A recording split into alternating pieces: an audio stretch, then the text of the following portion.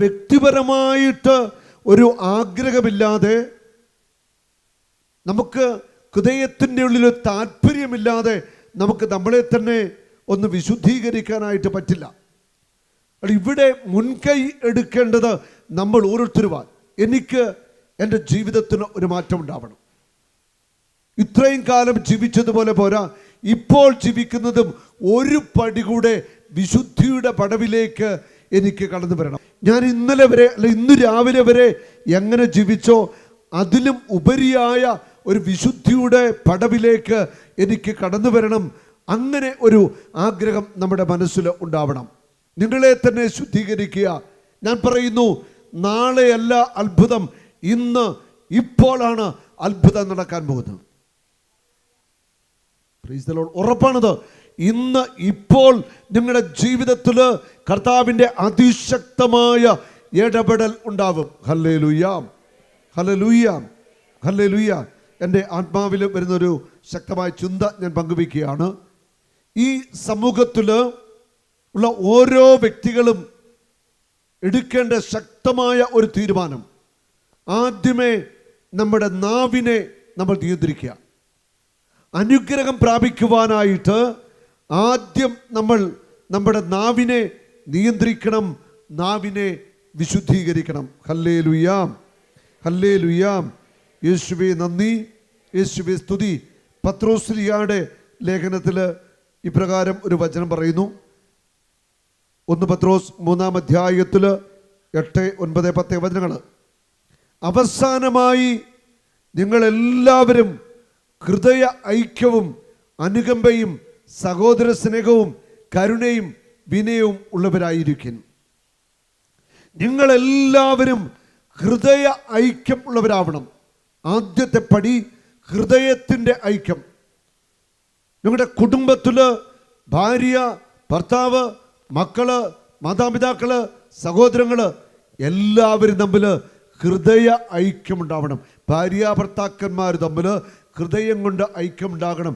എന്തെങ്കിലുമൊക്കെ വിഷമമുണ്ടെങ്കിൽ ഒന്ന് ക്ഷമിക്കാനും ഐക്യപ്പെടാനും തയ്യാറാവണം. അനുകമ്പയും സഹോദര സ്നേഹവും ഉണ്ടോ? അനുകമ്പ കാണിക്കണം. അനുകമ്പയുള്ള ഒരു ഹൃദയത്തിൻ്റെ ഉടമയായിട്ട് നമ്മൾ ഓരോരുത്തർ മാറണം. കഠിനമായ നമ്മുടെ ഹൃദയങ്ങളെ നമ്മൾ വിശുദ്ധീകരിക്കണം. സഹോദര സ്നേഹം, സ്നേഹമാണ് ഏറ്റവും വലുത്. സഹോദര സ്നേഹമുണ്ടാവണം. കരുണയും വിനയം ഉണ്ടാവണം. കരുണയുള്ള ഹൃദയത്തിൻ്റെ ഉടമകളായി, വിനയമുള്ള ഹൃദയത്തിൻ്റെ ഉടമകളായിട്ട് നമ്മൾ ഓരോരുത്തരും മാറണം.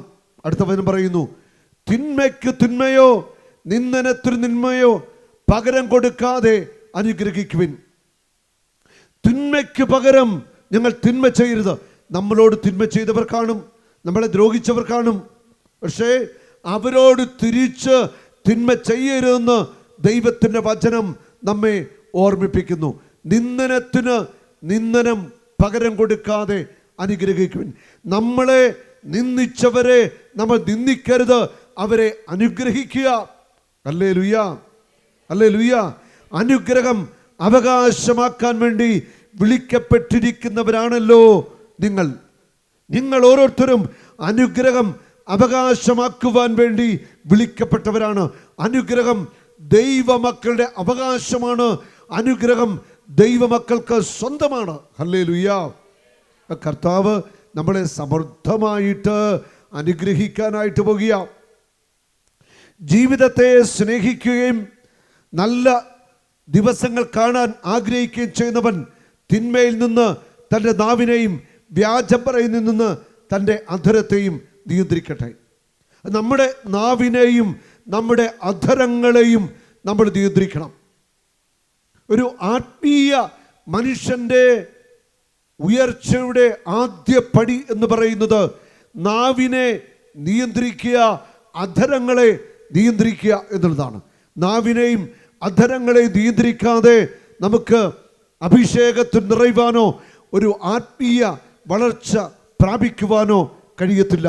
അല്ല, അനുഗ്രഹം നമുക്ക് തടയപ്പെടുന്നതിൻ്റെ പിന്നിൽ നമ്മുടെ പാപങ്ങൾ നമ്മളെ പിന്തുടരുകയാണ്. നാവിനെ നിയന്ത്രിക്കാൻ പറ്റുന്നില്ല.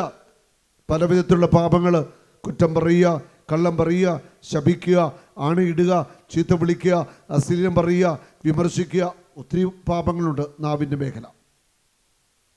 നാവിനെ നമ്മൾ ഒന്ന് നിയന്ത്രിക്കാൻ നല്ലൊരു തീരുമാനമെടുക്കുക. ഈ 50 ദിവസങ്ങൾ എത്രമാത്രം കുറച്ച് സംസാരിക്കാമോ അത്രമാത്രം കുറച്ച് സംസാരിക്കുക എന്നുള്ളതാണ്.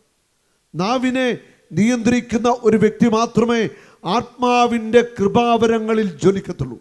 നാവിനെ നിയന്ത്രിക്കുന്ന ഒരു വ്യക്തിന് മാത്രമേ പരിശുദ്ധാത്മാവിൻ്റെ അഭിഷേകത്തിൻ്റെ ശക്തി നിലനിൽക്കത്തുള്ളൂ. ഹല്ലേലൂയ.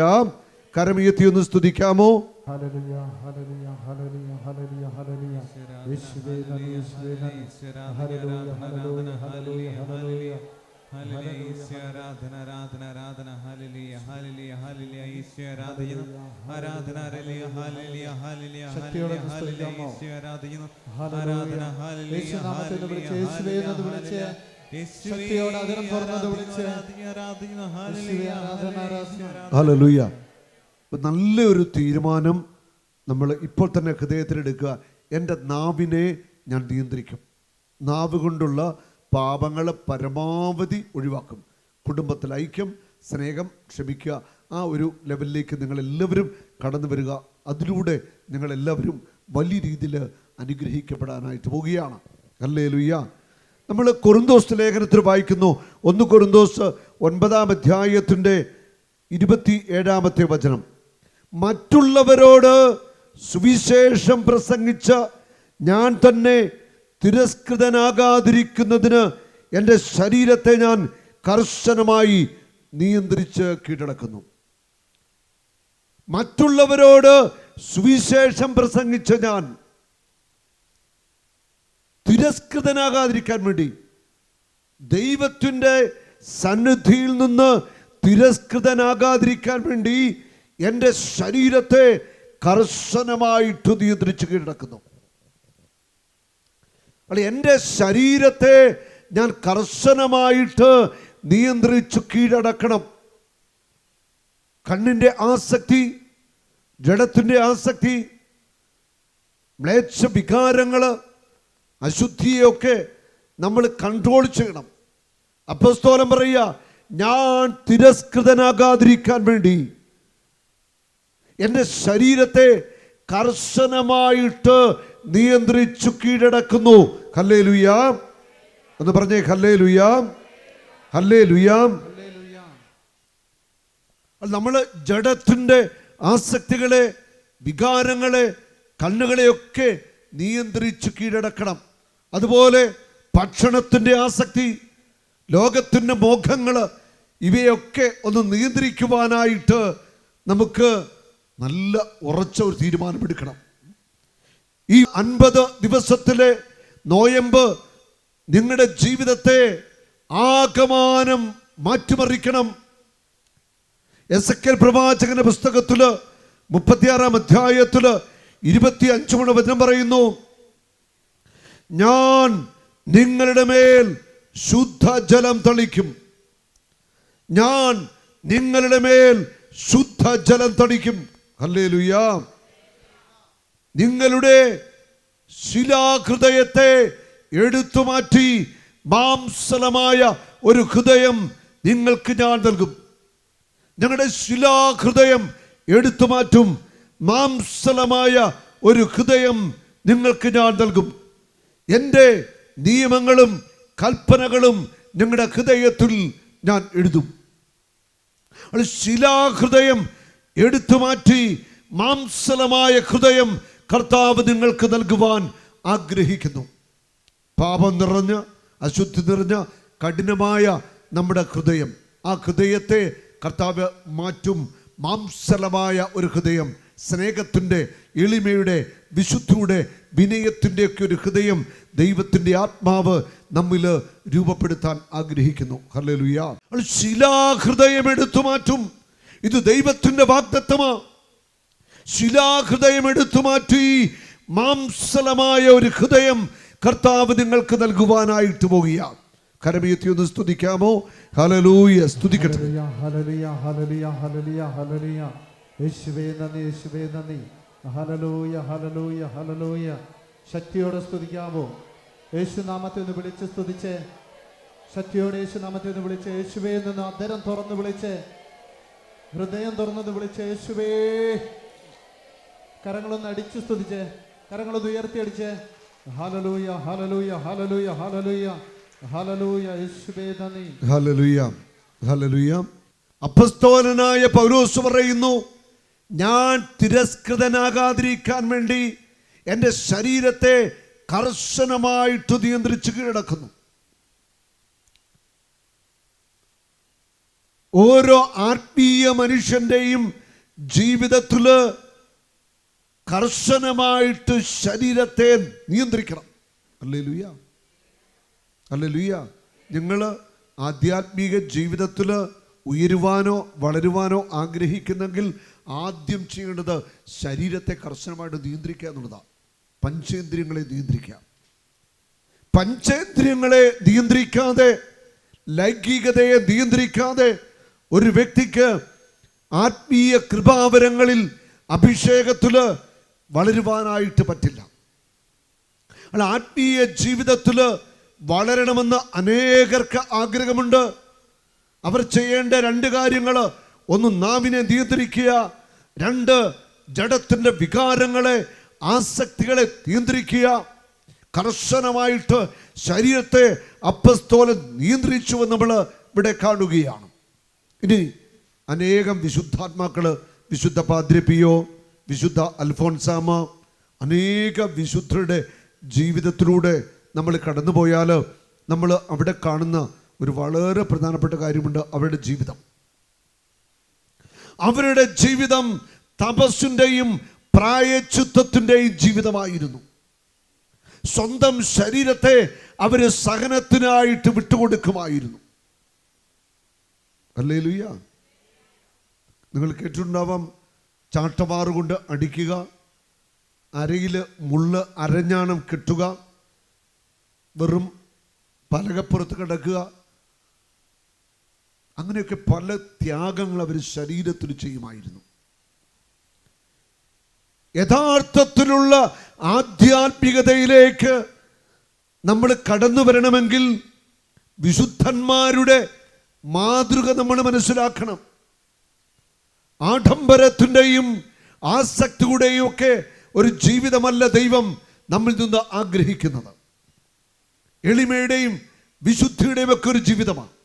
ആ ജീവിതത്തിലേക്ക് വരണമെങ്കിൽ വിശുദ്ധാത്മാക്കൾ ജീവിച്ചത് എങ്ങനെയാണെന്ന് നമ്മൾ മനസ്സിലാക്കണം. വിശുദ്ധാത്മാക്കളുടെ ജീവിതം തപസ്സിൻ്റെ, പ്രായശ്ചിത്തത്തിൻ്റെ, സഹനത്തിൻ്റെ, സ്വയം ത്യാഗങ്ങളും വേദനകളും ഏറ്റെടുക്കുന്ന ജീവിതമായിരുന്നു. ഹല്ലേലൂയ ഹല്ലേലൂയ. രണ്ടാം ക്രിസ്തു എന്ന് വിളിക്കപ്പെടുന്ന വിശുദ്ധ ഫ്രാൻസിസ് അസീസി പുണ്യവാൻ, നമുക്കറിയാം, അദ്ദേഹം വലിയ വിശുദ്ധനായിരുന്നു. പ്രഭു കുടുംബത്തിൽ ജനിച്ച അദ്ദേഹം എല്ലാം ഉപേക്ഷിച്ച് ക്രിസ്തുവിനായിട്ട് ഇറങ്ങിത്തിരിച്ചു.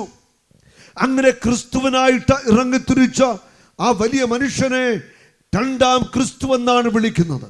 രണ്ടാം ക്രിസ്തു എന്താണ്? രണ്ടാം ക്രിസ്തു. അത്രമാത്രം ക്രിസ്തുവിനോട് ഐക്യപ്പെട്ട വ്യക്തിയാണ് ഫ്രാൻസിസ് അസീസി പുണ്യവാൻ. ഹല്ലേലൂയ. ഒരിക്കൽ അദ്ദേഹത്തിൻ്റെ, ഞാൻ അസീസിൽ പോയിട്ടുണ്ട്, ഞാൻ നേരിട്ട് കണ്ടതാണ്. ഫ്രാൻസിസ് അസീസി പുണ്യവാന് ഒത്തിരി തപസ്സിൻ്റെയും പ്രായശ്ചിത്തത്തിൻ്റെയും ഒക്കെ മനുഷ്യനായിരുന്നു. അദ്ദേഹത്തിൻ്റെ ജഡത്തിൽ അമിതമായ ജഡത്തിൻ്റെ വികാരങ്ങൾ വന്നു കഴിഞ്ഞപ്പോൾ ആ വിശുദ്ധന് ചെയ്തത് എന്താ? ഒരു മണ്ടത്തരം കാണിച്ചില്ലേ? മണ്ടത്തരമാണോ? എന്താ ചെയ്തെന്നറിയാമോ? അവിടെ മുറ്റത്തു നിന്ന്, ആശ്രമത്തിൻ്റെ മുറ്റത്തു നിന്ന് റോസച്ചെടി, ആ റോസച്ചെടി മേലേക്ക് വീണ്ടും കിടന്നിട്ട് കുപ്പായൊക്കെ മാറ്റി കിടന്ന് ഉരുണ്ടു. അപ്പം ശരീരമെല്ലാം കീറി മുറിഞ്ഞ് രക്തം ഒഴുകാൻ തുടങ്ങി. ആ റോസച്ചെടിയുടെ പ്രത്യേകത എന്താണെന്നറിയോ? ഇപ്പോൾ ഞാനവിടെ പോയിട്ടുണ്ട്. അത്രയും ആ ഭാഗത്തെ റോസച്ചെടിയിൽ മുള്ളുകൾ ഇല്ല. പക്ഷേ ആ റോസച്ചെടിയിൽ കമ്പ് മുറിച്ച് വേറെ എവിടെയെങ്കിലും വെച്ച് കഴിഞ്ഞാൽ അത് കിളുക്കും, അതിന് മുള്ളുണ്ട്, അതിന് പൂവുണ്ട്. ഈ മുള്ളില്ലാത്ത റോസ് ചെടിക്ക് പൂവുണ്ട്, പക്ഷേ ആ ഒറ്റ ചെടിക്കും മുള്ളുകളില്ല. അന്ന് അസീസി പുണ്യവാൻ കിടന്ന് ഉരുണ്ട ആ റോസ ചെടികൾ ഇന്നും അവിടെയുണ്ട്. ഹല്ലേലൂയ. ഞാനൊരു പ്രാവശ്യം പോയിട്ടുണ്ട്, ഞാൻ കണ്ടിട്ടുണ്ട്. അപ്പോൾ ഈ പുണ്യവാന് ആ റോസച്ചെടിയുടെ മുകളിൽ കിടന്ന് തൻ്റെ കുപ്പായ പൂരി മാറ്റിയിട്ട് കിടന്ന് ഉരുണ്ടു. അപ്പൊ ശരീരമെല്ലാം കീറി മുറിഞ്ഞ് രക്തമൊഴുകുക. അദ്ദേഹം കാണിച്ചത് മണ്ടത്തരമല്ല. അപ്പൊ ശരീരത്തെ നിയന്ത്രിക്കാൻ വേണ്ടി ആ വിശുദ്ധൻ ചെയ്ത വളരെ പ്രധാനപ്പെട്ട ഒരു കാര്യമായത്. ഇന്ന് ഈ കാലഘട്ടം എന്ന് പറയുന്നത് ഉള്ള വിശുദ്ധി നഷ്ടപ്പെടുത്താനുള്ള എല്ലാ സാധ്യതകളും നമ്മുടെ കയ്യിൽ തന്നെയുണ്ട്. ഈ മൊബൈൽ ഫോൺ എന്ന് പറയുന്ന സാധനം അല്ലേ, ആണോ? ഇത് കയ്യിലുണ്ട്. ലോകത്തിലുള്ള സകല അശുദ്ധികളും ഈ മൊബൈൽ ഫോണിലൂടെ കാണാം. ഇന്ന് യുവതലമുറ നശിക്കുന്നു. മുതിർന്നവര്, ആത്മീയ ജീവിതത്തിലുള്ളവര് എല്ലാവരും തകർന്നു പോകുന്നതിന് പിന്നിൽ ഈ മൊബൈൽ ഫോൺ ഉണ്ട് എന്നത് ഒരു യാഥാർത്ഥ്യമാണ്. ആര് എതിർത്താലും സത്യമാണ്. ലോകത്തിന്റെ വാർത്തകള്, മറ്റ് മ്ലേച്ഛതകള് എല്ലാം ഈ മൊബൈലിൽ ഉണ്ട്. ഇതുമായിട്ട് അനേകം മണിക്കൂറുകൾ ഇങ്ങനെ സമയം കളയുകയാണ്. ഹല്ലേലൂയ, ഹല്ലേലൂയ. നമ്മുടെ മാർപ്പാപ്പ ആയിക്കഴിഞ്ഞപ്പോൾ പേര് സ്വീകരിച്ചത് ആടെ പേരാ? ഫ്രാൻസിസ് അസീസി പുണ്യവാന്റെ പേരാ സ്വീകരിച്ചത്. നമ്മുടെ മാർപ്പാപ്പ വലിയ ദരിദ്രരോടും പാവപ്പെട്ടവരോടൊക്കെ വലിയ കരുണയുള്ള പിതാവാണ്. നമ്മൾ ഫ്രാൻസിസ് മാർപ്പാപ്പയ്ക്ക് വേണ്ടി പ്രാർത്ഥിക്കണം. പ്രാർത്ഥിക്കുന്നുണ്ടോ? നമുക്കൊരു നിമിഷം പിതാവിന് വേണ്ടി ഒന്ന് സ്തുതിക്കാം. ഹല്ലേലൂയ. കർത്താവേ, ഞങ്ങളെല്ലാവരും വലിയ സ്നേഹത്തോടെ ഫ്രാൻസിസ് മാർപ്പാപ്പയ്ക്ക് വേണ്ടി പ്രാർത്ഥിക്കുന്നു. ഹല്ലേലൂയ. മാർപ്പാപ്പായെ അങ്ങ് വളരെ വേഗം സൗഖ്യമാക്കണമേ, ആരോഗ്യം നൽകണമേ.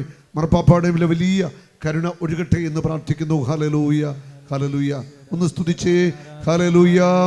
യേശുവേ, ആരാധന, ആരാധന, ആരാധന. ഹല്ലേലൂയ, ഹല്ലേലൂയ. ആരാധന, ആരാധന, ആരാധന, ആരാധന, ആരാധന, ആരാധന. Hallelujah, praise the Lord. Hallelujah. നമ്മൾ കണ്ടു, പൗലോസ് അപ്പോസ്തലൻ പറയുകയാണ്, ഞാൻ തിരസ്കൃതനാകാതിരിക്കാൻ വേണ്ടി, ദൈവത്തിൻ്റെ സന്നിധിയിൽ നിന്ന് ഞാൻ തിരസ്കൃതനാകാതിരിക്കാൻ വേണ്ടി എൻ്റെ ശരീരത്തെ കർശനമായിട്ട് നിയന്ത്രിച്ച് കീഴടക്കുന്നു. നിങ്ങൾ ഓരോരുത്തരും കൂടുതൽ ദൈവസന്നിധിയിൽ പ്രാർത്ഥിക്കുവാൻ തയ്യാറാവണം. പരിത്യാഗത്തിൻ്റെ പ്രവൃത്തികൾ ചെയ്യണം. ദൈവസന്നിധിയിൽ നമ്മൾ എളിമപ്പെടണം. പാപകരമായ എല്ലാ ജീവിതത്തിൻ്റെ വഴികളും ഉപേക്ഷിക്കണം. ഹല്ലേലൂയ.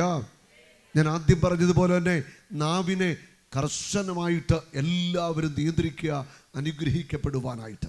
ഒരു നാളും നീ അനാഥനല്ല, ഒരു നാളും നീ അന്യനല്ല, ഒരു നാളും നീ അനാഥനല്ല.